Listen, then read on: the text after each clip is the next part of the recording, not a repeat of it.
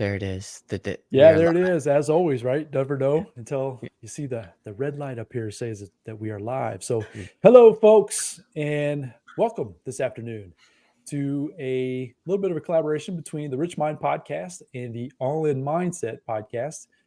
We've kind of gotten together. We have similar interests. We have different backgrounds.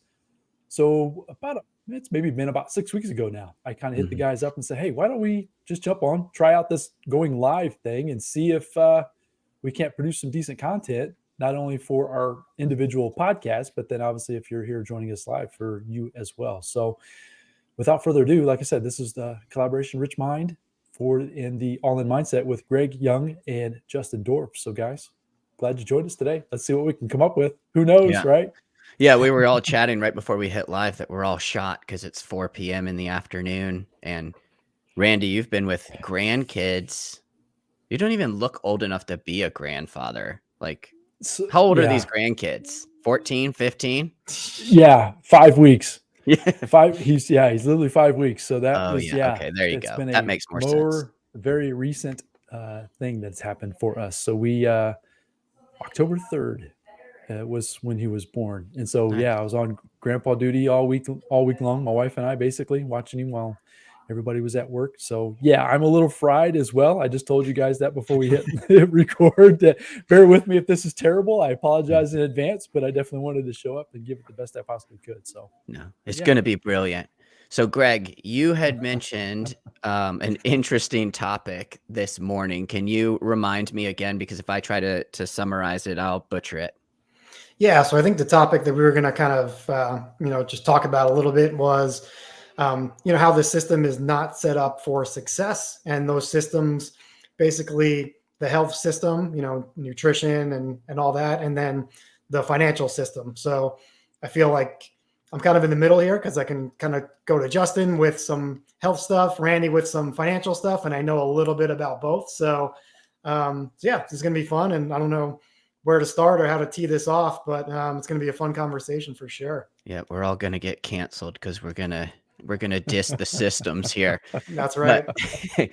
so I kind of like live in the world of the health and nutrition and kind of showing all of the misinformation in that realm. So I'm actually, if you don't mind, Randy, more interested to if we could talk about the financial stuff first and foremost, because selfishly, personally, I So know yes, of nothing. course. Well, you can ask me anything you have questions about. And I mean, so I just briefly share, right, a little bit about my story and how I even got involved in learning about that was into my mid 30s, working my butt off for a retail chain here in Indiana, and got blindsided back in the last recession, whatever you want to call it, the Great Recession back in the day, with they were closing my store, which sped up my education process, which was kind of the reason, or kind of how I put this post out there to go live today, was that I wasn't educating myself on finances, right? How money Mhm. worked, how the banking system worked, how debt worked, how basic things that I consider basic today. Back then, I didn't know. So what I will say, Justin, is if I say something that you're not sure about, like if it's Mhm. new concept, hit me back, right? Let me Yep. know, because it's one of those things as I've discussed and learned over the last 15 years, call it. I've probably almost started to take for granted some of the information that I've been consuming for a long time. I personally dive deep into the macro economy as well. I mean, the world economy, central banks, uh, the international banking system, the euro dollar system, all of those things. I study all of that. I can't say that I wouldn't consider myself an expert in them, but I know them just well enough to be able to take that data and make decisions based on that information. Okay. So without further ado, as far as basic stuff. So if people are like financial education, the things that I talk about and what I learned right off the bat were just basic things like income statements, right? And having a personal income statement. One of the big things that I never did prior. So people will maybe track their expenses, like they will track their, obviously if you have a job, you can track your income right through your Mhm. job and track your expenses, but your assets versus liabilities, understanding the difference between an asset versus a liability, because a banker, or what is considered what I would maybe say in normal society. So, for example, your house, your personal residence, in quote unquote normal society, that's considered an asset. Mm-hmm. And what I've learned through my education is that is most people's biggest liability. And Can you explain that a little bit more? What do you mean by it's the biggest liability? Because now I'm scared, because I'm like, that's my biggest asset and it's my biggest what do you mean by liability? So the liability, I fall back into the rich dad, poor dad. That's who basically where I got most of my education, especially when I was first getting started. The Robert Kiyosaki's, Kim McElroy's, all that kind of thing. I just want to put that out there first. But the basic understanding, an asset puts money into your pocket. And that's as simple as Robert puts it. And that makes sense. And a liability takes money out of your pocket, meaning your personal residence, if you're paying for that out of your own pocket, that technically is a liability. Okay. For example, if you have a rental property and that rental property is performing and it's not being paid by you, right? It's being paid by your tenant or a business, right? If you have a business, so real estate is nothing more than a business. It just happens to be 4 walls and a roof and a tenant living inside. It's the same thing. But if it's being paid by the tenant, then it's an asset. Okay. The day that it goes vacant, and it's being paid out of your pocket, it flips instantly to a liability. Even if I'm living in it. Well, if you're paying for it out of your pocket, correct. I got you. But I could say, I see both sides of this argument, or whatever, if you want to call it an argument. Totally see if it's argument. Let's argue. Come on. Or let's discuss it. Debate. Yeah. So I totally get the asset versus liability, the Robert Kiyosaki viewpoint, but that's not like the whole story, I guess, because when people talk about real estate investing, especially like single family houses, they talk about tax depreciation and all that kind of stuff, even for your own personal home, where it kind of gets a little gray, where sometimes it's an asset and then other times it's a liability. Like you said, Randy, if somebody else is paying your mortgage, it's an asset. But the day they move out, it's a liability because you're on the hook for that mortgage. But other good things that come with owning a personal residence is, the tax treatment. If you live in the house 2 out of the last 5 years, you can sell that house without paying any taxes on that gain, if there was any gain. So it could be a liability for a year or two, but then after maybe 2 years after that, you could take care of that, or you could take advantage of that tax liability of not paying taxes when you sell that home. Maybe it goes up $200,000, and all of a sudden that's a huge asset, a huge win. So it kind of goes, in my opinion, it's like a pendulum. It goes like from asset to liability. And then like if you're selling your home, boom, it's another asset because you have more money coming in that you don't pay taxes on. So like I said, it kind of goes back and forth, and I see both sides of that pendulum. Just want to throw that out there that, in my opinion, it's not one-sided. So that's where the taxes, right? So that's another piece of the financial education that I tried, and I self-taught, right? So a lot of books, a lot of podcasts, a lot of meeting with CPAs, a lot of things. So you have to learn the pros and the cons as far as the tax treatments when it comes to business in general, right? But real estate is totally different. Is treated somewhat even different than in other businesses. So in technical terms, right? So trying to keep it as simple as possibly can. That's where that whole, if you just think of it, money in, money out, or money in your pocket is an asset, money out of your pocket is a liability, right? And it's no different with any other business. So yeah. Any other questions about something like that? No. Do you have more to expound upon there? There's all kinds of things, right? So that's where I don't want to. No, I just want to answer any questions that you might have. I don't want to leave anything undone if that did or did not make any sense to you so far. No, so far that makes sense. I guess my burning question then is like bringing it back to the topic at hand, how the system and formal education doesn't set us up for these things. So the first a question that just popped into my head, do you think the people who do know this, not including myself because I'm learning right now, they do know this because, like you, they self-taught themselves after school. So this is an opinion, and I would love to get your guys' opinion, right? But my opinion is, if you were not exposed to these things, whether it be family, close relatives, something like that, right? Which I was not. I didn't have family members on either side of my family that talk like we're talking today, like that do what we do. So I was 100% self-taught. I believe that there are other people, though, that if you're brought up in an entrepreneurial family, discussions like this are probably happening all the time. That's where I was telling you from the very beginning. Some of these concepts to myself are starting to become, in my mind, basic. And that's where it's always great to go back and kind of resharpen kind of the ideas and concepts that I've always been trying to work on. In my opinion, the self-education, as Jim Rohn says, is what's going to make you a fortune.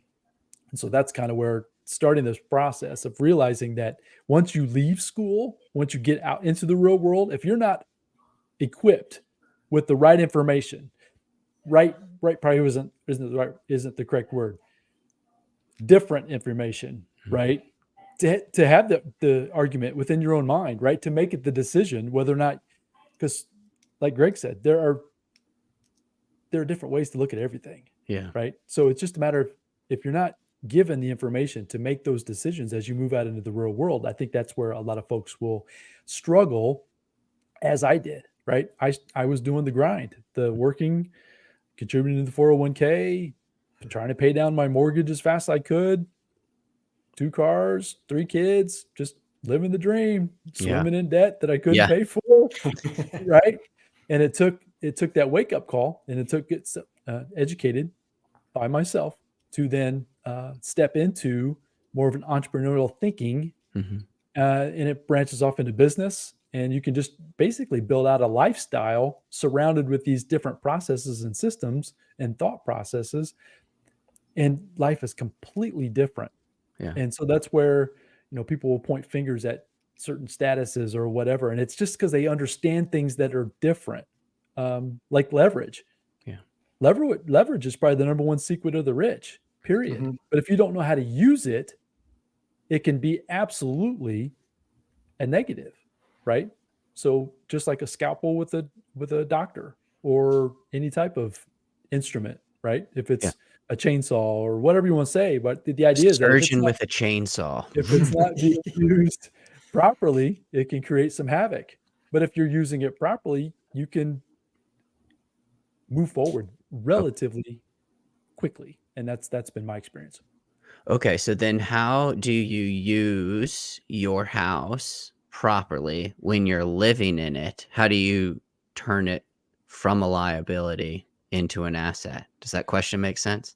Yep, I do. So everybody come live with me. I'll charge you half the mortgage in rent. So you can do that, right? You can rent out rooms so I'm not, so let's just say this right up front too. I'm not a legal consultant. I'm not a tax advisor. I'm not any of these things, right? You're not a surgeon with a chainsaw either. No, not at all. I'm 100% just speaking from personal experience. So anything that you hear on this live stream or anything else on the podcast, for mine anyways, seek proper advice from qualified folks. Yes. To answer your question, you can do those things, right? You can rent out your own space.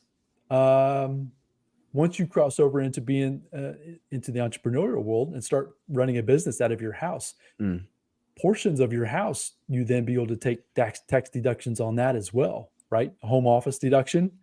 When you're starting to do business from your home, travel, literally from your front door, utilities to everywhere. Trips that you take, obviously you've got to meet certain requirements, which once again, speak with the CPA and a tax advisor to find out what those requirements are, but you then be able to get deductions from that as well.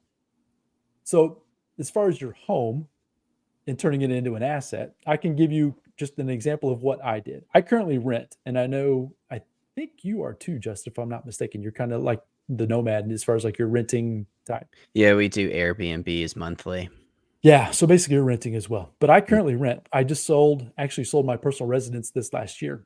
And the strategy I used once I learned the ideas and the concepts that we're talking about today was that I had about $100,000 in equity in my house because I was aggressively paying it down and all that garbage that I shouldn't say garbage. That's probably a little harsh, but all that stuff that's being taught, right? And because that's what I was taught. That's what my parents taught me to do. That's what they did. I mean, I remember my dad paying double, triple payments just to get the freaking mortgage paid. And that's why I was trying to do the same thing. So, but what I realized is that was not necessarily the best way to get ahead. So what I did is I had $100,000 in equity. I went down to my local bank. I'd been banking with them for a decade or more. And I took a home equity line of credit. So I got it a credit established. So they used the $100 or 100,000 in equity as collateral, right?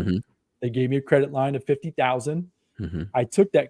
This is prior to this run up in real estate. I should probably caveat that as well. So this was back in 15, 16, 17. So this was back when prices and all that was still, where numbers still made sense. Yeah. Reasonable. So I'm not advocating doing this today because this is not the right time to do this strategy, in my opinion. You could probably still make it work, but it would definitely be a lot more difficult. But anyways, I took the 50,000 and I borrowed that 50,000 to buy single family properties. Actually, I bought mine in Memphis, Tennessee. So I had single family properties with very little money out of my own pocket. Okay. Then I I sold so I did that over about, I think it was about a 4 to 5 years time span, right? Because you don't buy them all at one time. You buy one, right? Get it settled, right? And then 12 months later or whatever, you buy another one. So it took me about 4 or 5 years. And I got those accumulated with this 50,000. So I was maxed out on my home equity line of credit. But I had assets, right? So the assets were paying for that debt. What I ended up doing is I knew that this last run up in real estate was happening. So once again, I pay attention to everything that's going on in the macro economy, and I was probably early, but I knew it was coming. I was confident it was coming probably back in 21, right after COVID, right? Meaning the writing was on the wall, in my opinion. So you put some puzzle pieces together. So the idea was that I was going to sell my personal residence at the top. I pretty much did. Yeah. So that worked. So anyways, what happened was that my strategy was I sold the house. I had the lump sum equity in my house because I was still building up some of that equity as well. Paid back the home equity line of credit. Still had some money left over. And so literally the houses that I still own today, I don't have any money out of pocket. They're completely an infinite return. Nice. So there's people living in them in you. Nice. Yeah. So I don't own. So yes, I rent, and I'm renting somebody else's property to live in. Yeah. And the properties that I own, so we can talk about good debt, bad debt. Maybe that's another topic we can talk into, but all the debt that I own is being paid by other people. Right. Good debt. Good debt. Yeah. So that big picture, 10, 15 years from now, it's all just passive income. So it still is passive income now. Not all of it. And maybe that was probably what you were meaning. Yeah. Sorry. Yeah. I probably cash flow about $300 a property at this point. Yeah. So yeah, obviously as those, as the debts are paid, right, increases some equity. Obviously the debt will be paid down gradually. Whether I keep them long-term or not, we're actually so my wife and I, we're partners in this, right? So we're having discussions about it all the time. Because at some point it's going to be time to sell, right? So buy low, sell high instead of buy high, sell low. So that's kind of the idea. I bought them low. So I actually did liquidate a few of them once again out through this rental market. People were throwing money at me here. How much do you want for your houses? How much do you want for this property? I was getting emails and texts all the time. They'd send me basically an address, my address of the property that I own. And it's like, hey, what would you take for this? To the point where I finally said, I threw out numbers and they were like, okay. And I'm like, done. And they're like, all cash. And I'm like, great. So once again, that kind of triggers a tax event. So once again, you want to make sure you're speaking to your tax advisor when you're going through that process. But yeah, so it's a matter of when that big run was happening, maybe 12, maybe 18 months ago, I guess what it was. So that's all been basically put on hold and almost thrown in reverse, in my opinion. So it's just a matter of time before it does start going, in my opinion, back in the other direction. And when things start to come back on sale, Greg and I talk about this every week. When things start to come back on sale, I hope to be in a position financially based on the moves that I've made, say since 2017, to be able to take advantage of this next, whatever the next is. I don't know if it's going to be businesses. I don't know if it's going to be real estate. I'm not 100% sure. Okay. But we'll see. All right. So that's interesting then to me. Essentially, correct me if I'm wrong. What you're saying is your long-term goal is not to pay these off and then have the rental income coming in as just pure income. The long-term picture is just sell them when they're high and just do it again. Debt. So this is where this took me a while. Greg, chime in anytime, man. I know you know this stuff as well. Okay. So don't hesitate. I don't want to hog this conversation. So even if you disagree with me, Greg, please speak up there too, right? Because I know we've got similar, but we might have different views on it. But the idea to me, Justin, is that you're just moving capital from one asset to another, right? So at some point, I need to take the capital that's in those houses that's only going to go so far, meaning it's say they're $100,000 houses. I know we had this big run this last time. That is not normal at all. So typically it's only going to go up a little bit at a time. So if I can cash that in, let's say I get $100,000 total in proceeds, and I can move that over to let's say it's, so I'm just using hypothetical. I'm trying to think through the process as we're speaking here. So let's say they're $200,000 houses. Let's say after I sell them both, I have $100,000 cash. I'm just trying to use round numbers here, but I take that $100,000 and I move it over to a $500,000 asset or a $1 million asset. I don't know what that means.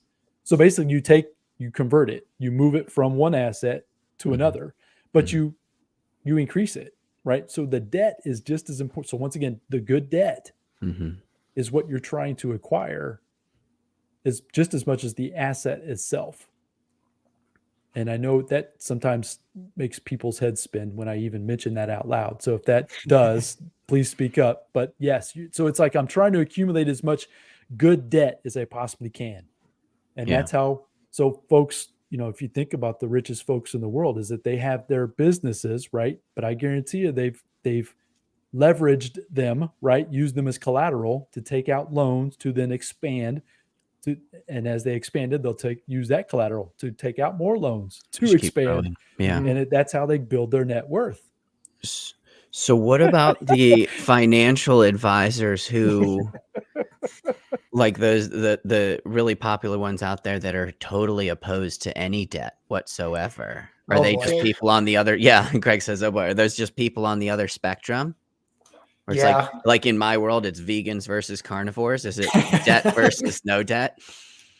That's a good comparison. What say you, Greg? I've done enough talking here. What say you? I have an opinion. I'm curious about yours. Yeah. So, I mean, investing obviously is a broad term. And then like what you're talking about, Justin, is, the Wall Street side of things, the financial advisors, all that kind of stuff. But, Randy and I, we're on more of the real estate side, but, financial advisors, they don't get paid to sell real estate. So if you go to them and say, oh, I want to buy a piece of real estate, it's a great investment, they're probably going to talk you out of it because they don't get a commission on the back end for selling real estate. They'd rather you buy stock where they get a small commission or whatever that looks like. Not all financial advisors are like that. I just want to say that, but broad strokes, a lot of them operate that way because they want to put money in their pocket. So I don't know, Randy, what you think about that? I'm not a huge Wall Street guy. I kind of grew up as a Wall Street guy in my family, but I was the black sheep as an entrepreneur and a real estate guy. So for what it's worth, I'll display my complete ignorance here. To me, like the stock market and all that, it's always just seemed like a more refined version of gambling to me. It really is. I totally believe it. Oof, I'm not as really ignorant as I thought it was. Yep. So to me, and the word I like to use a lot is control. And I think that when you don't have control of your assets, so it's like, for example, we're talking about real estate, you can talk about businesses, right? I am more than 50% in control, close to 100% in control of all of my financial affairs. Whereas if you're turning it over to others, whether it be financial institutions, 401ks, even IRAs, I don't like investing in things where I can't get access to the capital. Yeah. Now, if I can use it as collateral, and do you understand what collateral is, Justin? I don't. Yes. And Yep. okay, good. Okay. So collateral, if I can use that as collateral to borrow against it to go then buy some more assets, to me, that's a little bit different. But at the same time, if I don't have control, the ability to, it's like these houses I'm talking about that I still own. I could literally sell them. I could get on the phone after we get off here today and probably have them sold in 30 days if I chose. Whereas with investments in the stock market, I get it. They say you own a piece of the company. I mean, it's like what? I mean, it's so. It's a piece of paper. I agree. And you don't know the CEO. You don't know how they're operating. You don't know. No say. Yeah. You really don't have much say unless you're an expert. Now, I've had a gentleman, Joel Solomon, on my podcast for the last few weeks, and he is a ex-hedge fund manager, and he knows this stuff inside and out. Now, if you've got someone with those credentials, by all means, right? If you understand it to his magnitude, but if you're just average Joe and Jane out here, like us, like me, yeah, get educated, learn how to acquire good debt. Maybe, like I said, maybe that's something we can kind of get into, is determining what good versus bad debt is. But it has to be attached to an asset that's being either paid for by your customers, right? It needs to be paid for. If you're owning real estate, it needs to be paid by your tenant. And I don't care if it's a mall. I don't care if it's a shopping center. I don't care. It doesn't matter what it is. It's your tenant that's going to be paying for it. Same thing with a business. I used to have e-commerce business. Obviously, as I was making sales, that was paying for any debt that I had, right? Some months we would have more positive. Some days it was more of a liability. It depended. But at the same time, that's kind of the concept, is understanding the difference between that being an asset versus a liability. Yeah. Okay. Now I got a challenging question for you. Let's say somebody's listening to this, be like, okay, this is making total sense to me. I want to start doing this, but I don't have, and we already alluded to the fact that right now is not the best time to get into real estate, given the prices. Let's say it was, but those people don't have the capital to put down. How can you get it? I mean, can you? I mean, that should be the first question. Can you get into it if you don't have that money to? Greg's probably your man for that question, because I know he does. Greg, give me some money. With lending, right? Greg, that's kind of your specialty, in my opinion, right? We talk about debt and lending all the time. So yeah, maybe you have some input on that. Yeah, so I'd say for that question, it would be like educate yourself on all the different avenues that you could invest in real estate. Because, like we're talking about here, maybe right now buying a single family home is not the best investment in this current, economic cycle or market, but you can still invest in other aspects of real estate that are really taking off right now. Or like Randy alluded to, you can do some private money lending. I know your question was, if you don't have any money, you can't lend money if you don't have money. Yeah. But if you understand how to network and raise money legally, there's a lot of legal things around that. And like Randy said, I'm not a financial advisor, tax person, anything like that. So yeah, because there's illegal ways to do it, and then there's definitely legal ways to do it. But if you have a strong network, and you like, if I went to you guys right now and just said, hey, I have this great deal, but I have zero money. Could you each pony up 10 grand for me? And then I'll give you a slice of the deal, whatever those numbers look like. And if you have a strong enough network, you can get 2 or 3 guys to say yes, then you're in business. You're not using any of your money. You're using your network, your knowledge, your skills to put yourself in a deal, not using any of your money. And you're obviously getting real money in return, not 100%, but if you get 10% of that deal or 20% of that deal, it's literally zero money out of your pocket, and just networking and having those right conversations and legally structuring it properly. So that's what I would say. If you have zero money, to kind of lean on your network and really understand all the different avenues that you can invest in real estate, the pros and cons of each, because there are pros and cons of every one that we're talking about, and then see what's right for you, for your goal, and what you want to do.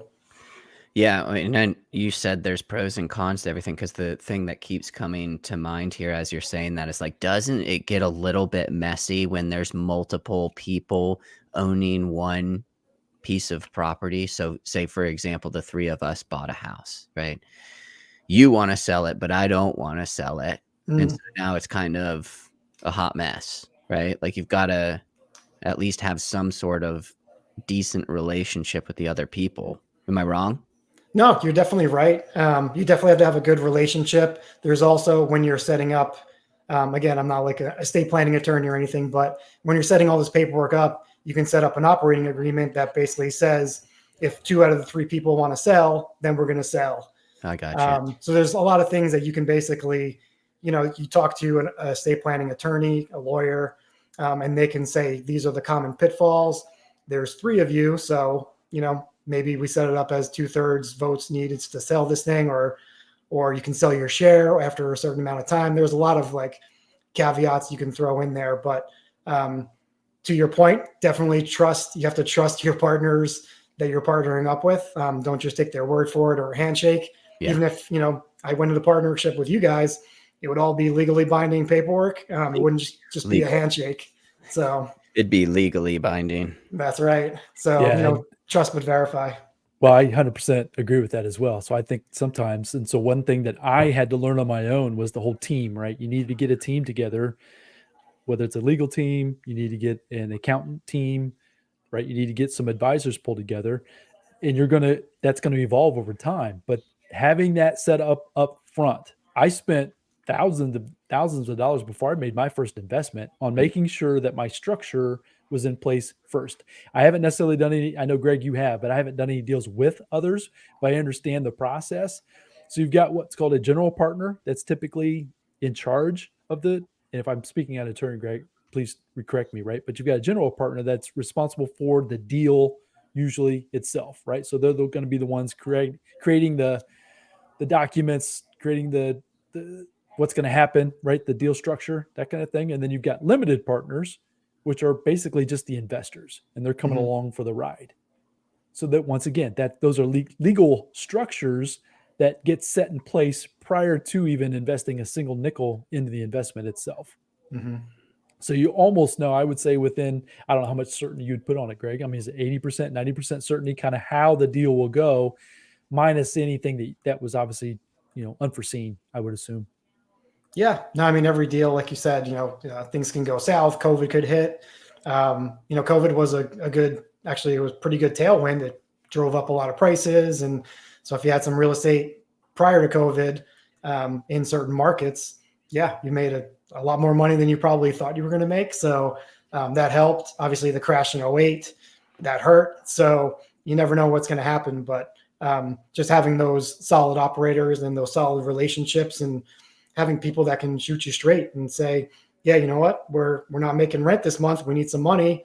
I'd rather have somebody be honest with me and give me bad news than hide that from me. And, 3 months later, we don't have a property anymore. So. And I think you hit the nail on the head with one word right there, Greg, was operators. It's doing the due diligence on the operators, property managers. So it's like when you've got your own properties and just making sure that those property managers, which are the operators, can deliver on what they say. I think sometimes folks can make it, fancy brochures, fancy this, fancy that, right? Make it look like it's going to be fantastic. But at the end of the day, if they can't deliver on what they say, that asset quickly becomes a liability, and then you're in deep trouble. So yeah, it's just understanding the difference. World. I wasn't going to say it, but I kind of knew that was what's kind of going on with you, Justin. So yeah, if you saw me, like my eyes glaze over as you start thinking about the hot mess that it is. But I won't go into that right now. I will get canceled for that. Yeah, don't do that. Don't get canceled. Yeah. So what else? What other? So let's pivot. I know we've been talking about some financial education. What about the health system, Justin? Let's put Justin on the hot seat. Yeah, let's go, man. Now we're definitely getting canceled. All right. Yeah. So here's my beef, right? Once again, I'm a lot self-educated, right? But there's so many conflicting. Yeah. Do this, don't do this. So I'm almost, and I'll just put it out there, I'm almost 50 years old, right? So things are changing for me and for my wife at our age, right? And we're trying to figure out what to do. I've put more pounds on in the last, say, 24, 36 months than I've ever done in my entire life. And my life hasn't changed a lot. So that tells me my body is changing. And so I'm trying to go out there actively and figure out, why is that happening, number one? And then what can I do about it, number two? And I get so many back and forths that I don't know which way to go. Yeah. What say you, Justin? Please share. Help me, man. Yeah, how can I summarize this? I mean, that's what drives me is there's so much confusion out there, and it really doesn't need to be as confusing as it is. Like, what it boils down to is I've had this conversation with Tracy so many times, like, a question, is it really just come down to capitalism and everybody just wants to make money, right? And so what you've got going on is this broken system, healthcare, the way that we treat everything. And then to add to fuel to the fire, you've got everybody else who wants to make money off of other people's pain, but just giving their opinions. This worked for me, so this will work for you. Like, if it's a big blanket statement like that, I don't trust it anymore. And very concise, like, simple answer is, like, you're not going to know what works for you unless you try it for yourself. Like, I say that all of the time, but that doesn't mean you should run around trying everything. Like, a really good filter is, if it sounds like a load of crap, it probably is a load of crap, and you don't need to waste your time on it, right?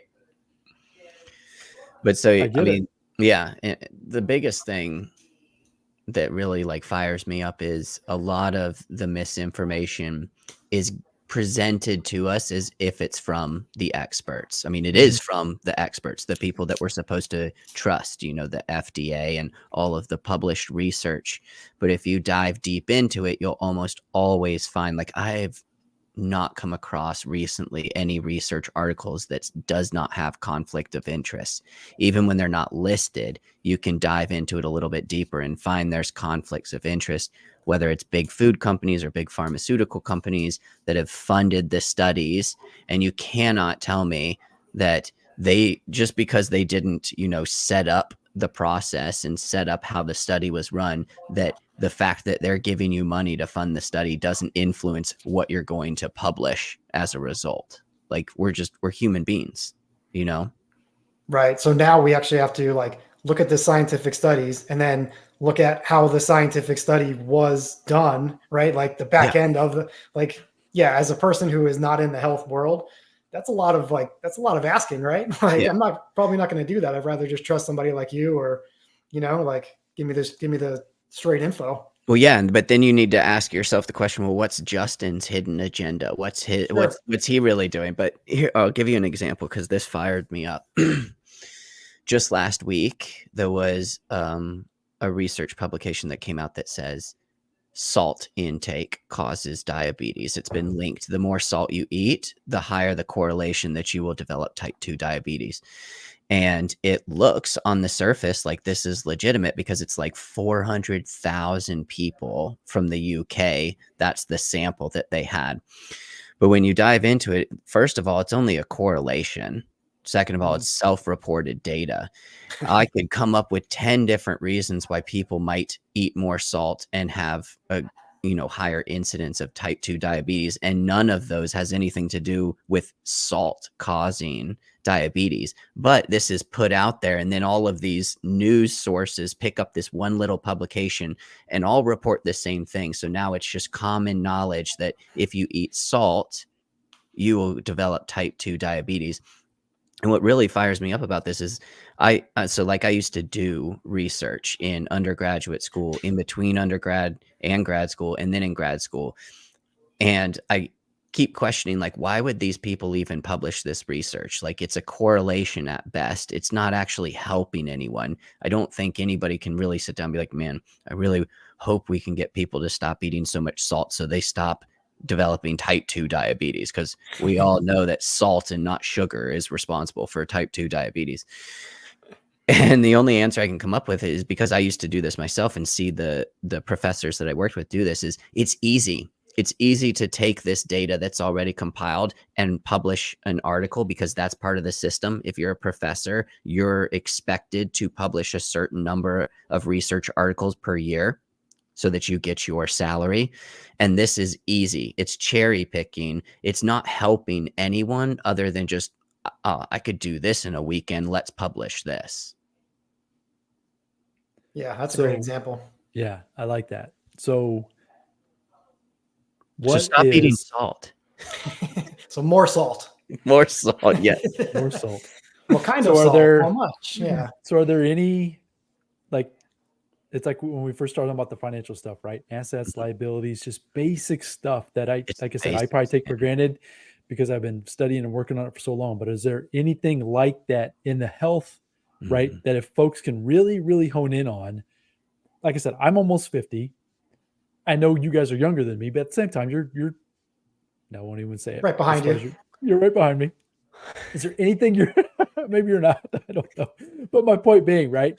Those of us that are actively trying to find a solution, that are getting all this conflict out there, is there Yeah. any like basic things? So it's like lately, that's one question. Let me ask you one other one real quick. So lately I've been seeing a lot of this going out and getting like gene studies to like Oh, find yeah. out. Mhm. Yeah. Are you seeing that as well? I'm Mhm. like, I don't know if it's because of the rabbit trail I've gone down, whereas it's like you're seeing it everywhere now, Mm. like on my streams and feeds and stuff. Yeah, probably. Yeah. So everywhere I go, they're trying to sell me some kind of a gene study to find out what I'm missing or what I'm not Yeah. missing. Yeah. So those couple things, I'll throw it back over to you. I'm curious what your thoughts are. Yeah, and again, obviously there is no such thing as unbiased information anymore. Everything that I say is going to be biased and based off of everything that I've experienced too. When it comes to those gene studies and whatnot, I would say like focus on that once you're in, like, you've reached 95% of your goal. Like, that's not going to be a game changer for you.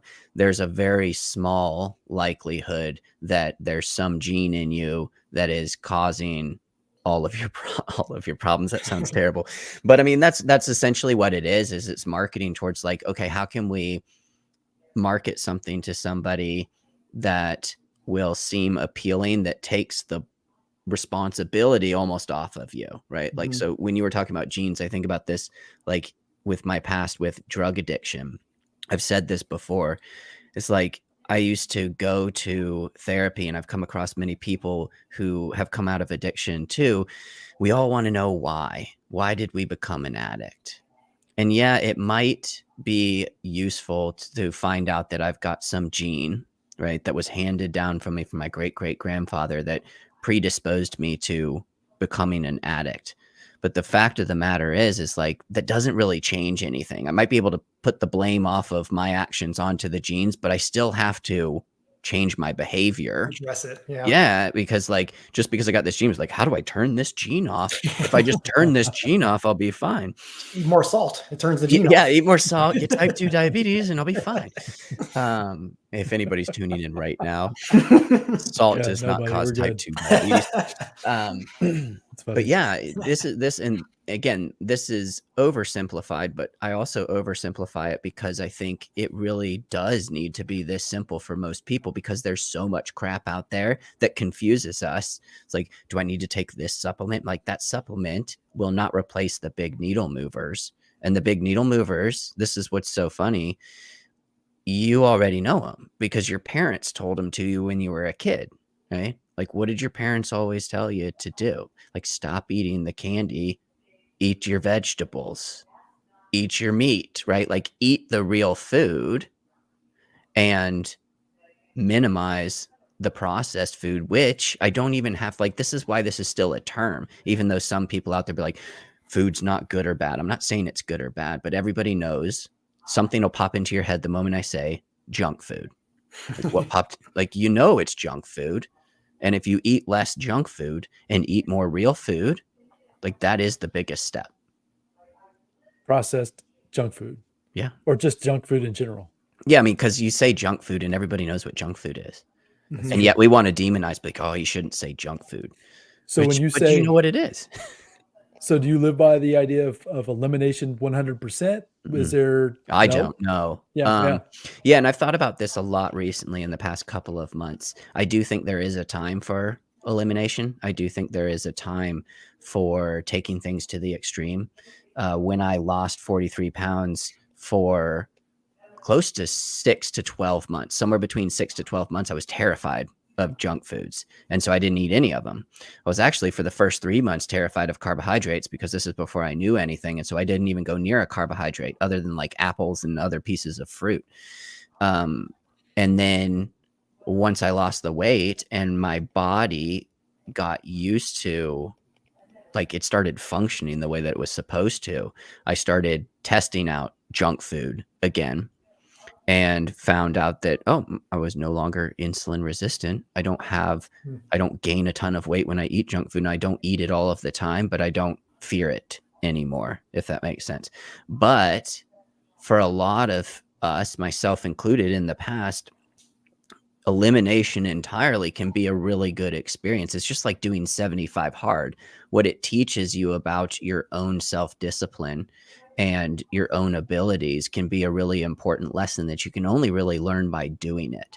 So I'm not opposed to strict diets. What I'm opposed to is thinking that the strict diet is something that you only have to do for a month and then you can go back to the same thing you were doing. Like, that's just the cycle you're going to stay on if you do that.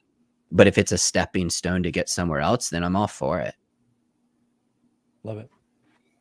Anything, Greg? I know that you're kind of the health nut as well. So I all kinds of questions going on in my mind. You have anything that you want to? No, this is Justin's, like business and everything. This so is I'm just like, right? yeah, I'm just kind of doing this stuff on my own and learning from Justin too. So ask away, Randy. So what's your thoughts on alcohol? Well, so I personally don't, because I used to be a drug addict.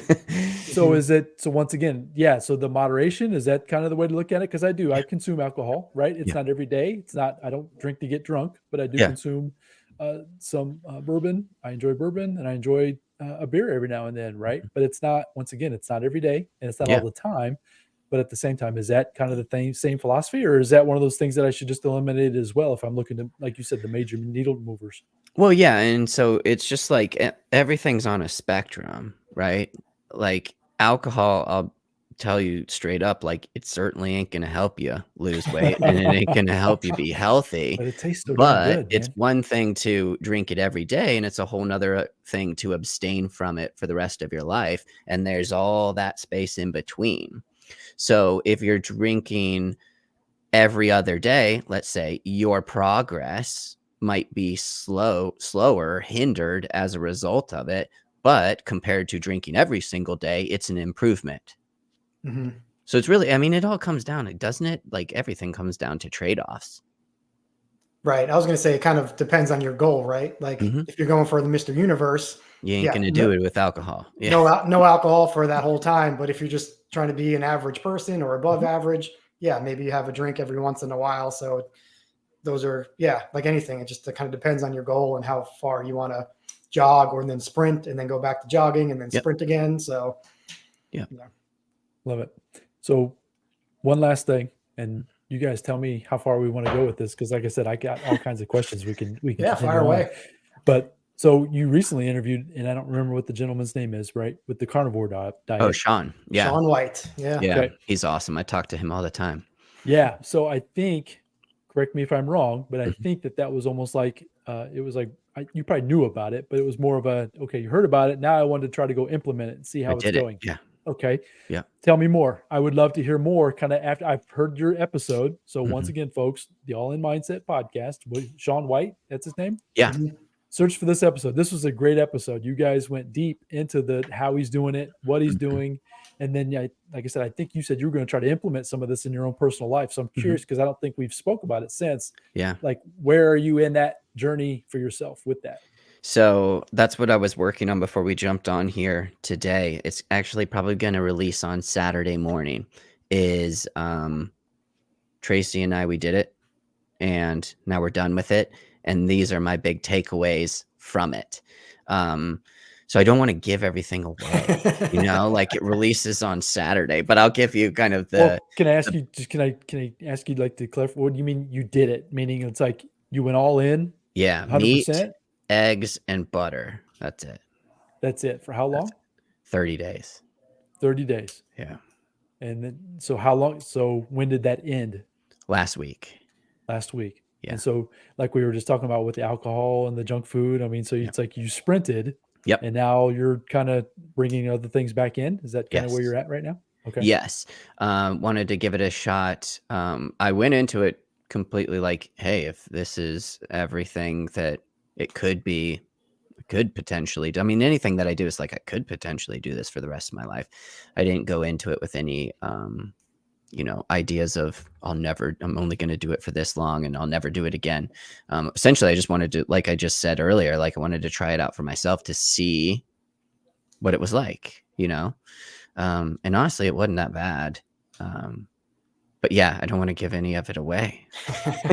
Sorry I asked. Yeah, no, I've been you're curious fine. about it, right? So I'll have to wait until Saturday till this Yeah. episode launches. Well, maybe I'll probably release this portions of it, right, as episodes for my podcast. Yeah, I'll try to maybe link up this because I assume it'll be a YouTube video explanation. I'll have to try to link that up as well.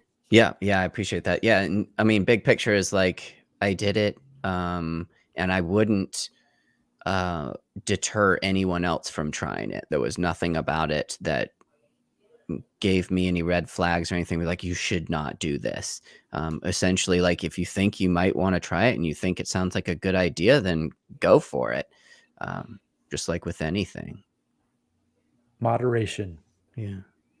Just meat and eggs and butter. It got boring real quick, though. I'll tell you that. I bet it did. I'm a meat guy. I enjoy meat, steak. Yeah, my hamburger, all lunch that, but at was the same time- 7 pieces of bacon, and all that salt gave me diabetes.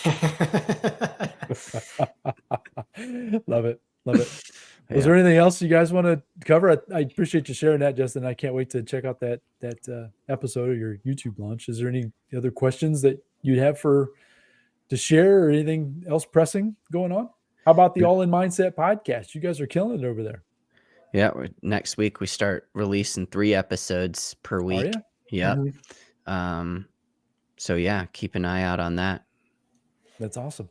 Yeah. Is it going to be more interviews, more solos? Because you guys got to do a little bit of both, a little bit of everything. Yeah, no, it's gonna be more solos, but shorter episodes. Mhm. So yeah, we're trying to condense it down, give people more value, and less of me just blabbering. Both of us blabbering. So yeah, I'm in that boat too. Yeah.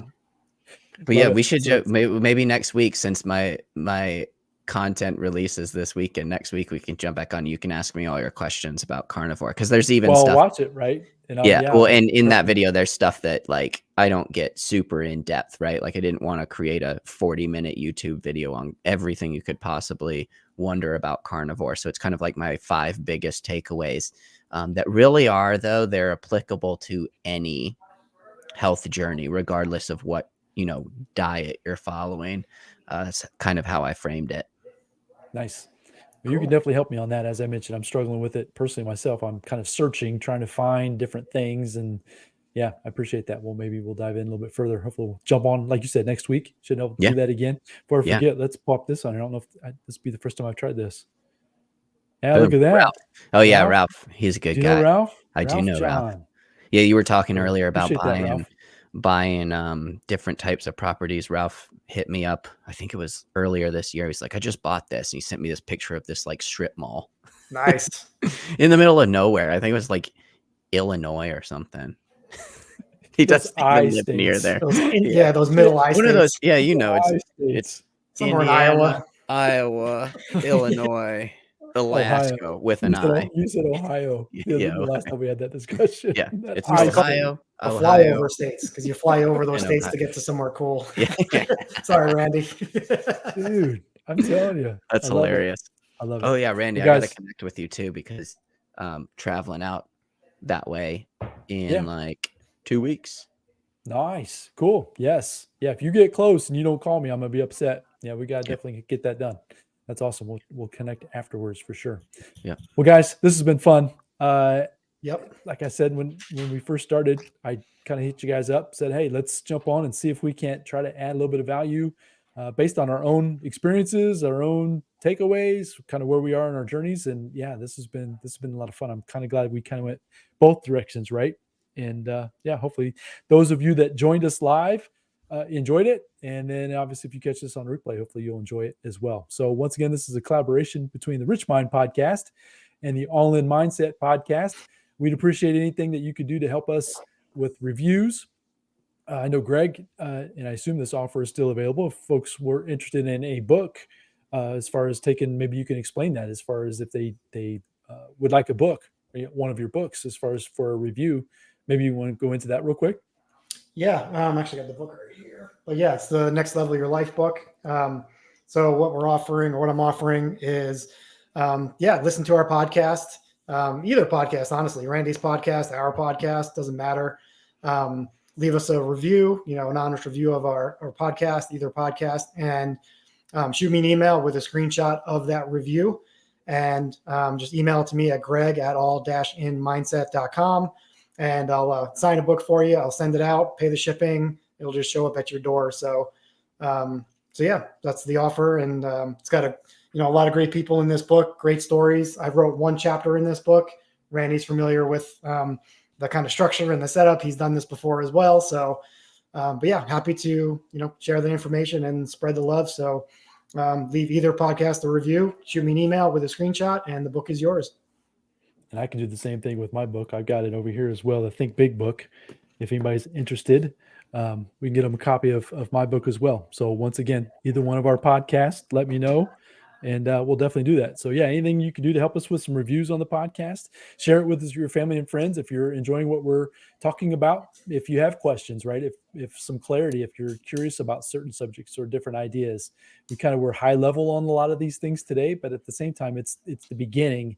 It's a great place to start, to then start having the conversations with different folks to learn how you can change really the trajectory of your life, whether it is financially or from a physical health standpoint as well. So this has been a lot of fun, guys. Appreciate you coming on. Yeah. Thank you. It's been fun. All right. We'll wrap it up today, and we'll look forward. Hopefully we'll be back, have a chance to do it again next week. So check us 4 p.m., 3:30, 4 p.m. I'll put it out there on the social interwebs as far as when we'll totally join on. But so between 3:30, 4 o'clock p.m. Eastern next Thursday, look for us again, and we'll hope you'll be able to join us then. So until then, guys and gals, thanks. We'll talk soon. All right. Take care. Bye now.